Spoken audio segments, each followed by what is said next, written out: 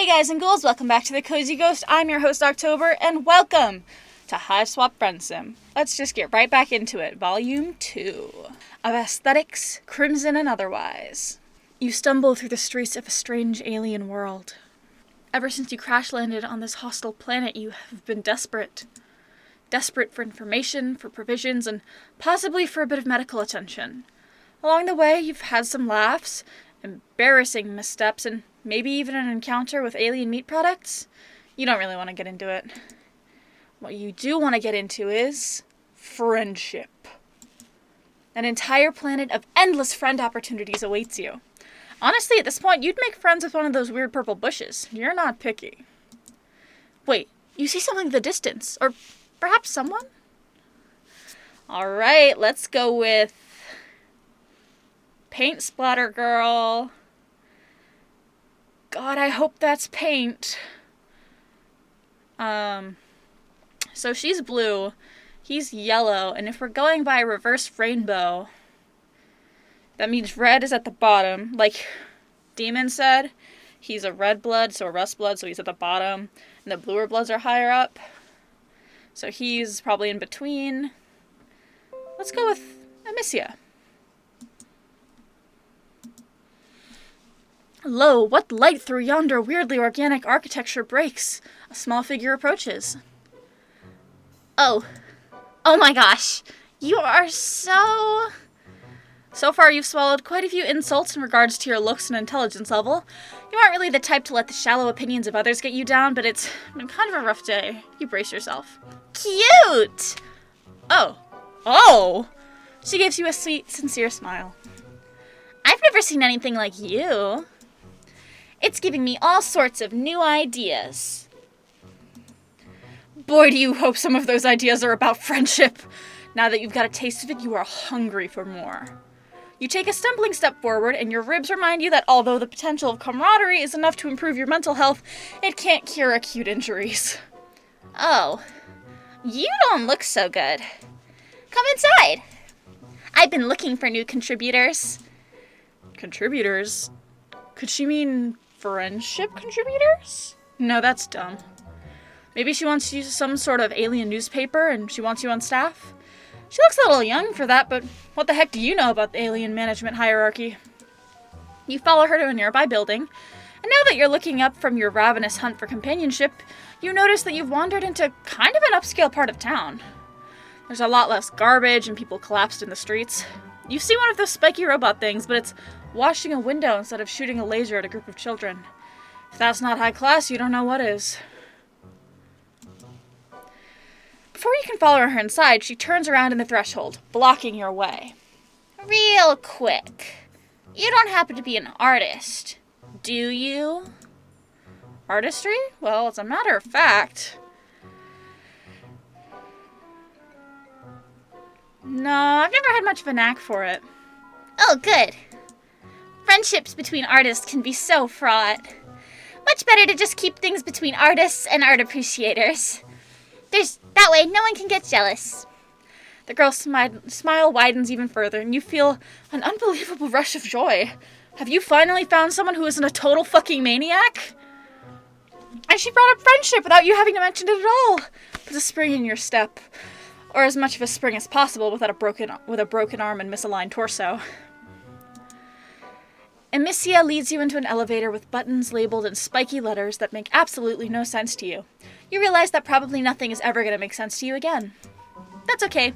Your hierarchy of needs has adjusted recently. Your new friend, you are jumping the gun with this descriptor, but you're feeling seriously good about this encounter, stands in the corner of the elevator, wringing her claws. I wish I'd known I was going to have company. I would have cleaned up a little. It's been a while since I've met anyone. You assure her that whatever disaster her house is, it can't be any worse than some other places you've seen here. Although you kind of get what she means. She's wearing an artist smock that's covered in splashes of paint.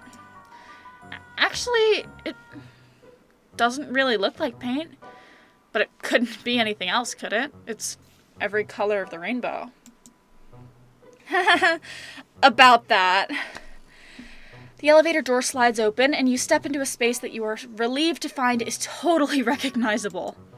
A table overflows with messy palettes and brushes, cloudy jars of water and sponges. Several easels stand between the windows to catch the light of the 2 moons, and a number of canvases lean against the wall, turned so you can't see what's on them. First things first. Missia brings you over to a wall screen that looks way more high-tech than anything you have on your now defunct spaceship, tapping away at a series of unreadable symbols. She indicates you should take off your sling. Here, go ahead and stick it in there. She seems to want you to put your injured arm into a large hole in the wall, which you do because you're sure your new friend has your best interests at heart. The hole shrinks down like a blood pressure cuff, sending bolts of agony through you. If you want to yank your arm back out, but you don't. Even if it's broken, you still like having it attached to you. Instead, you shout a lot and thrash your other limbs around. Calm down, you big wriggler. It's like you've never seen a medicalizer before. If you don't stop moving, it won't work. Tears spill down your cheeks, but you force yourself still. You'll bear the pain. You'll do it for your friend. She's looking at you so hopefully, and she's so delicate and pretty, almost angelic. You look at her face and tell yourself it's all gonna be okay. Finally, the hole releases you, and you pull your arm back and find it completely healed. You can move your fingers. It doesn't even hurt anymore. Hey, things are looking up. See? I told you. This is great. You're overwhelmed with the urge to celebrate. Be excited. You try to resist the urge to celebrate. You fail to resist the urge. You take Amicia by her tiny hands and twirl her around the studio.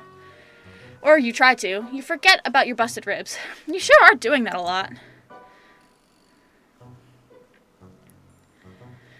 You let go of Amicia and go careening into one of the tables. Thankfully not the one covered in art supplies. You hit the corner and go down onto your already incredibly sore ass. This is what you get for acting like a huge fucking tool in front of your new friend. Are you okay?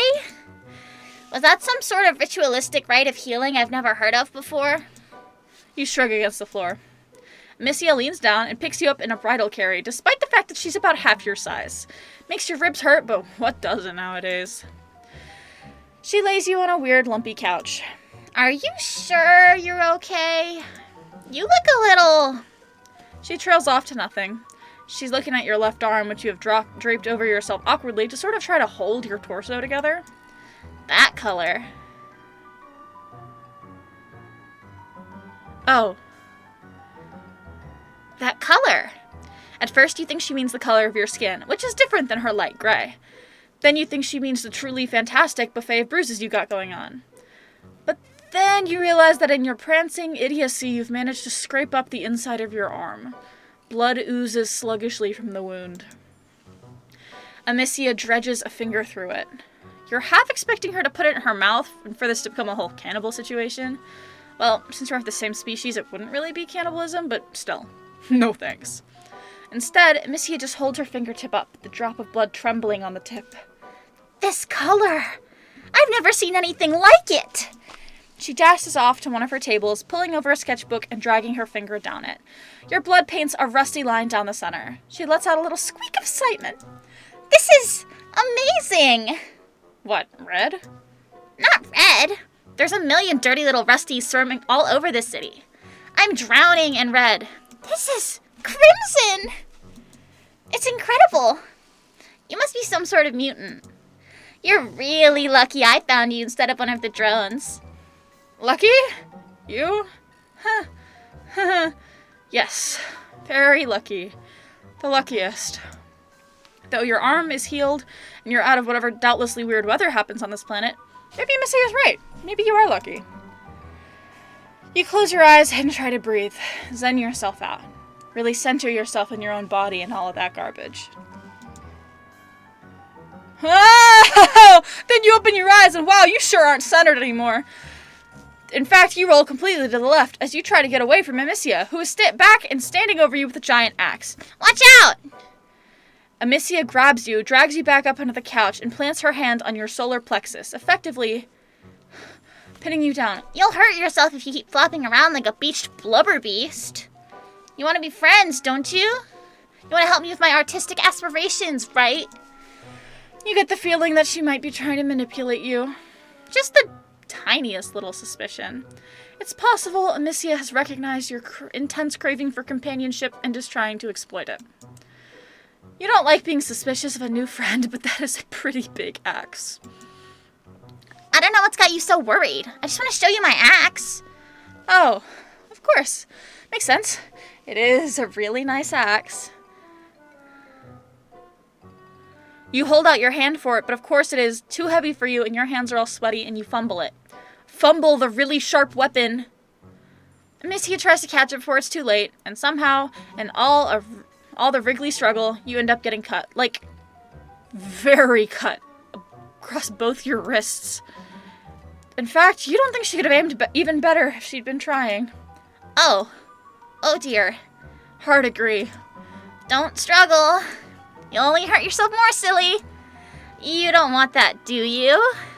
No, you definitely don't want that. Not after that Butterfingers you've proven to be. Amicia gets up to put the axe down and you kind of lose track of her for a little while. You're bleeding all over her couch and everything around you starts to go shiny and unreal. She comes back with a couple little jars that she uses to catch your blood. That's a good idea. Sure, I'm making a mess. You wonder if they're specifically blood jars. They look like jam jars. Alien Jam. Space Jam. God, you love that movie. It's been so long since you've seen it. Definitely the best PG movie about basketball. Way better than the one with the dog and a clown. Do they even have basketball here? You ask Amicia. She just shushes you and brushes your hair back off your forehead. She keeps smiling and saying comforting things. God, she's such a good friend. For too long, you do what it's honestly a goddamn shock you haven't done before now. You pass out. When you come to, you're propped up against the wall in a weird way that you wouldn't love even if you weren't an invalid. Both of your arms are jammed in the hole in the wall. The med hole. The glory hole of well-being. The magic sphincter. You grunt and pull your arms back out. They're healed. The cuts in your wrists are just two faded pink lines. You step away from the wall and immediately hit the ground. You may not be actively dying anymore, but you did just lose like half the blood in your body. Gosh, I'm tired. Little giggle makes you turn around, or roll over since you're still on the floor. Probably not getting up anytime soon. It's fine. You've met worse floors in your life. Amicia's sitting at one of her easels, her hair pulled back beneath a scarf and little round glasses perched on her nose. A jar of your blood sits next to her, and as you watch, she dips a brush in it. I'm glad you're awake. I was a little worried I'd actually killed you back there. She laughs and you laugh along with her. It's very funny. Actually, everything's funny right now. It's probably the blood loss. You ask her what she's painting. You, of course. You inspired me. Well, right now it just looks like a bunch of red squiggles and some lines, but she only just got started. She's warming up. She sits there on her stool, looking at her palette, chewing on her lip thoughtfully. She looks somewhat nervous. Actually, I want to show you something. Something I've never shown anyone else. She leaps up from her stool and crosses the studio. You roll to your other side to keep her in your line of sight. You really hope she isn't getting another Space Jam jar. She starts turning around the canvases one by one. They're all blank, except for one, which has a little... Wait, no, that's just a shadow. Every single one of them is blank. You aren't sure you understand. You ask her if these are all just new canvases that she's not gotten the chance to paint yet. She sighs. No, I've had them forever. I'm not a real painter. There, I said it. She buries her face in her hands, talking from between her fingers. I'm really good at all the other parts. The materials in the studio. I even make all my own paints. I just can never do the actual sitting down and doing art part. She just looks so despondent. You wish you could do something, but you don't really know that much about art. You probably can't stand up yet. You tell her that she looks like she's moving in the right direction at least. You don't even have a studio or any brushes or stuff like that. Of course, you have no aspirations to be a painter, but you leave that part out. That's just it. I feel inspired for the first time ever. I think it has to be your messed up, disgusting mutant blood. There's really no other explanation. She takes a knee beside you, picking up one of your limp hands with hers. They're cold, like she's been pressing them to a glass window in the winter. Usually, I just finish off my contributors quickly. I don't have time to deal with a bunch of injured lowbloods moaning around my studio. But I couldn't just use your blood up all at once. You're far too special for that. You gaze at Amicia. A mist has descended over your vision, and it isn't even the mist of imminent death. I have to keep this precious blood safe. I think you might be my muse. I will never escape. That's fine. She's so cute. That's adorable. Let me scooch this out of the way. That's so cute. All right, now we can go back. I love that. Oh, that was so cute. I love that. That was so good. All right, I'm going to end this episode here. Thank you so much for watching. If you like this video, like, subscribe, do all those lovely things. Thank you so much for watching. Bye.